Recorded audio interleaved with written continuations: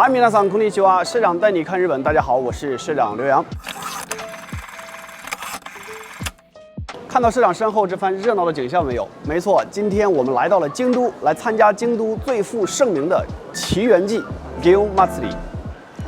什么是祇园祭呢？祇园祭是由京都最古老的神社之一八坂神社所举办的祭神仪式。 它也是和大阪的天神祭以及东京的神田祭一起被称为日本的3大祭典。社长10多年前刚来日本的时候啊，就住在京都。毫不夸张地讲啊，祇园祭应该是日本规模最大、历史最长、最为盛大隆重的传统祭典了。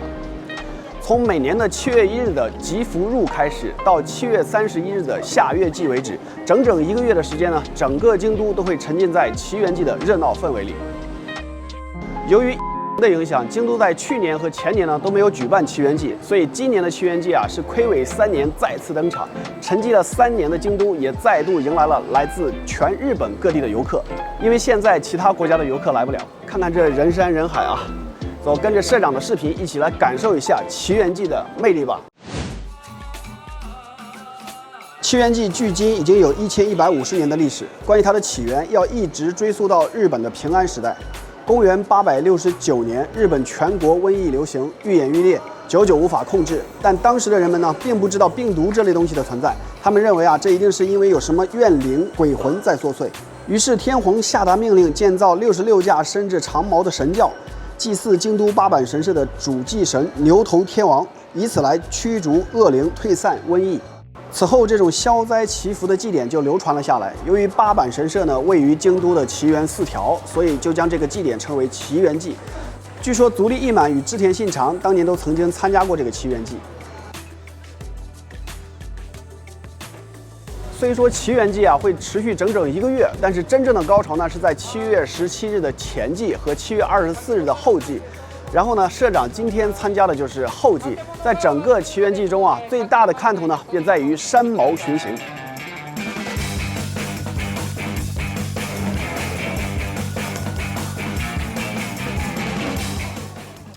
山毛是什么呢？简单来说啊，就是一种木质的彩车，分为山车和毛车。从名字上就能区分啊，什么太子山啊、螳螂山啊，就是山车；长刀毛啊、月毛啊，就都是毛车。 然后山车和毛车在外观上也有很大的区别。毛车的特征啊，在于尺寸巨大，通常重达10几吨，高达20几米，相当于7、8层楼这么高啊。但是车轮啊，就将近2米高，在巡游的时候啊，需要由30、40个成年壮汉才拉得动。而山车呢，则要小一些，大多安置有人偶啊、树啊、伞啊等装饰物，只需要几个人就可以推动前进。 今年的前祭有23辆山毛参加，后祭则有11辆。而守护继承这些祇园祭巡游山毛的是京都各个厅内会，换句话说啊，就是京都的各个街区的居委会。其实最初的祇园祭啊是由朝廷所主导的，后来到了安土桃山时代，由于丰臣秀吉的京都市整备计划呢，山毛才开始转为由各个街区自己筹资建造，祇园祭呢也正式交接到了民众手上。 如今京都市内的很多厅的名称呢，就是来自这些山毛，例如战出山厅、如意山厅、伞毛厅、菊水毛厅等等等等。而像这样由山毛名演变而来的厅名呢，在京都共有20个。由此看来啊，祇园祭真的是深深扎根于京都的祭典。 山毛巡行呢，是从早上的9点半开始，路线呢前祭是从4条乌丸出发，游行至乌丸浴池，然后呢后祭再从乌丸浴池出发，原路返回到4条乌丸。我们现在所在的位置啊是4条河原町，就是社长公司的牛肉面的店铺的门口，这里就是观赏祇园祭山毛巡行的最佳地点。原因呢，我们先卖个关子，等会儿大家就知道了。 每到7月来临啊，京都的各个厅呢就会忙碌起来，开始搭建属于自己负责的那辆山毛。说起这些山毛，最大的共通特征啊，在于他们都展示了日本精湛的工匠技巧，不使用一钉一铆，仅利用粗草绳呢将木头绑住，就能成为一辆坚固的山毛。京都人保留着这种古老的组建方法，出于一种对传统的尊敬。而建造山毛的京都职人们啊，利用代代相传的技艺，短短3天就能将其完成。在举行山毛巡行前，还有一件非常重要的事，那就是抽签来决定巡游的顺序。据说啊，这项抽签仪式的历史呢也很悠久，始于公元1500年，目的呢是为了避免各个山毛争先恐后打起架来。可以这么说啊，比起世界杯小组赛的分组抽签，京都人更关心奇缘记山毛游行的顺序抽签。每年啊都会守在电视机前观看抽签的结果。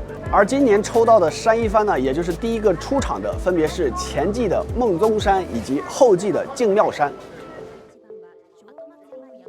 虽然梦宗山在前季中抽到了山一番，但它其实是第二个登场的。奇缘记啊，每年打头阵的山毛是固定的，名叫长刀毛。全高达到25米的长刀毛是奇缘记上体积最大的山毛，车顶直冲天际的长毛呢是它的标志，专门用来斩断瘟疫恶灵。长刀毛还有一个特色，那就是乘坐在上面的雉儿。在古代啊，所有的山毛上呢都会乘坐一个10岁左右的小男孩，他们被称为雉儿，是平安时代大型寺院中带发修行的少年行者。后来啊，或许是出于安全的考虑，其他的山毛呢逐渐取消了这一做法，换上了人形木偶，唯有长刀毛至今还保留着真人雉儿。只不过啊，今天的长刀毛上的雉儿呢，已经和寺院没有太大关系了，它是京都人自己的一场选秀活动。每年的6月，奇缘记保存会呢就会从京都当地的10岁男孩中选出符合他们心中神使形象的雉儿。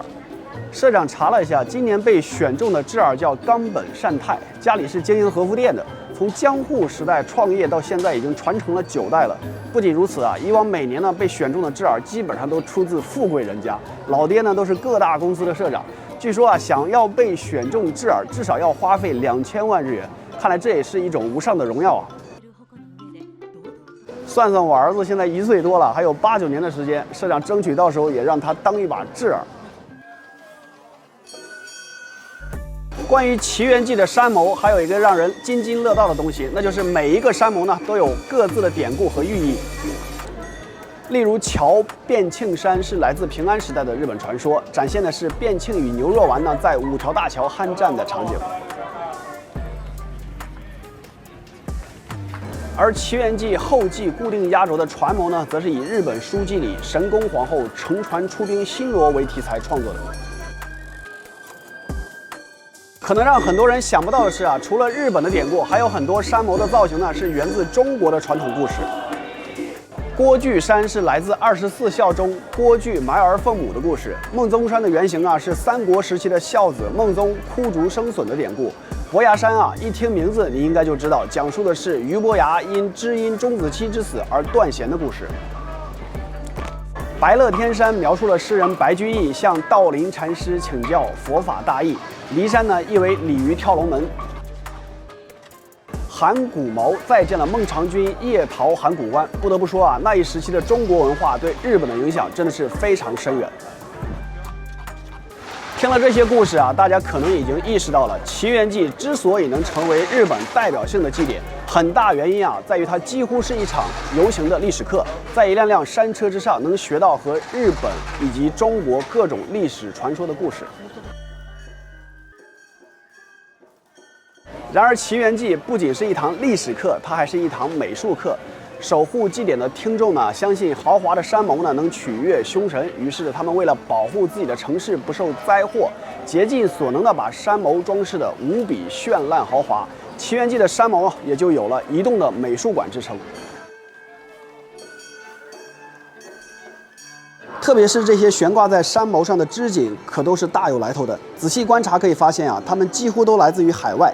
例如，这个挂在游天神山上的是绣着龙的图案的是中国织锦，还有这个挂在宝昌山上的织锦，图案是中国朝廷官员所穿的官服。盐户山上挂的是18世纪印度的绒毯。这些织锦不仅有来自中国和印度的，甚至还有大量来自遥远的欧洲，比如散天神山的正面装饰着有描绘海神图案的西洋织锦。函谷谋上的织锦呢，则讲的是旧约圣经中的以撒克的婚姻的故事。那么你可能会好奇了，有着1000年历史的奇缘记，为什么会有那么多的西洋织锦呢？举个例子啊，骊山上的9面织锦展开来呢，就是一个长宽均在3米以上的巨型作品，主题是荷马史诗里的特洛伊战争。很长一段时间啊，人们都不知道这么一幅巨幅织锦是如何来到京都的。直到在一次修复工作中，人们发现织锦的边框上绣着 “BB” 字样。这个 “BB” 在织锦界中啊，代表的就是很早以前的布拉班特公国的布鲁塞尔，也就是现在的比利时，从而也得出了这幅作品的制作时间大概是距今400多年前的1600年到1620年之间。当时的日本在德川幕府的统治下，处于闭关锁国的时期，而荷兰呢是唯一能和日本进行通商的西方国家。荷兰与制作织锦的比利时是邻国，历史上很长一段时间他们同属一个国家。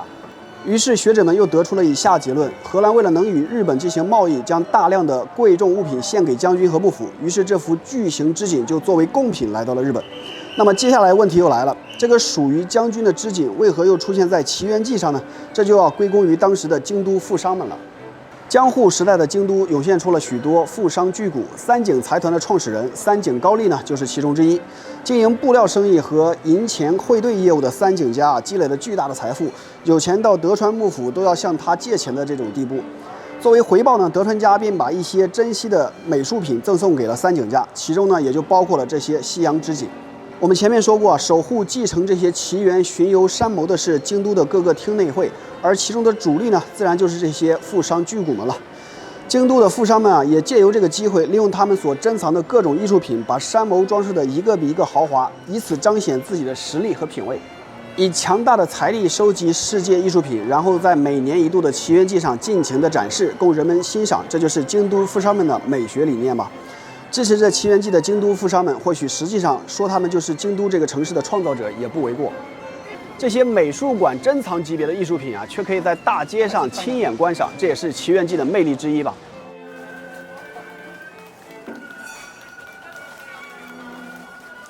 现在已经是上午的11点半了，浩浩荡荡的山谋队伍呢已经过来了。说起来啊，市长为什么选择这个地方来作为观赏位置呢？也就是4条的河原町，因为山谋的队伍啊会在这个十字路口来一个大转弯，我们去看一下啊。奇缘记这些动辄重达10几吨的山谋，由于没有方向盘，遇上十字路口时啊，就需要用人力来让它转弯。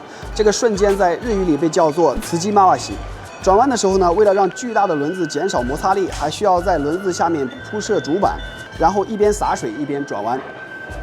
茨基马瓦西是最让观众情绪紧张、最能引来人们欢呼的时候。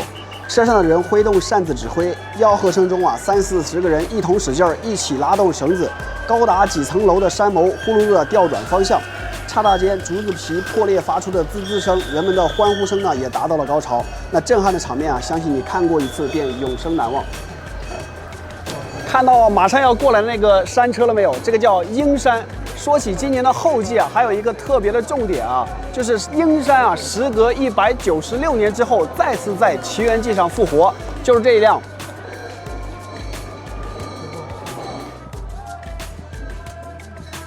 来了。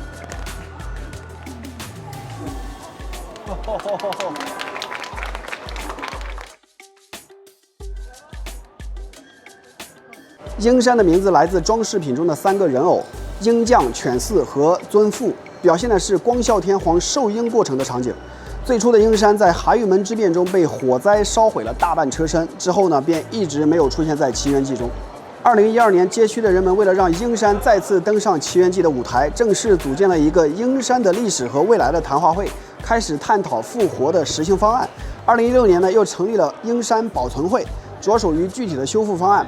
又经过了6年的努力，今天终于与人们见面了。鹰山在经过2个世纪后再次出现在人们的眼前啊，市长不得不感叹京都人独有的对历史的耐心以及对文化的尊重和保护的态度，实在是让人佩服啊。京都的奇缘记在超过1000多年的历史中啊，被京都人带着对神明的敬畏的心情，小心翼翼地传承至今。所以今年啊，当奇缘记时隔3年再次举办的时候，你完全能够感受到京都人那种兴奋的情绪。尽管尚未结束，但似乎也正是这样的时候，奇缘记才有史以来第一次回归了它原始的意义。它本来就是一场为了驱散瘟疫才举办的祭神活动啊。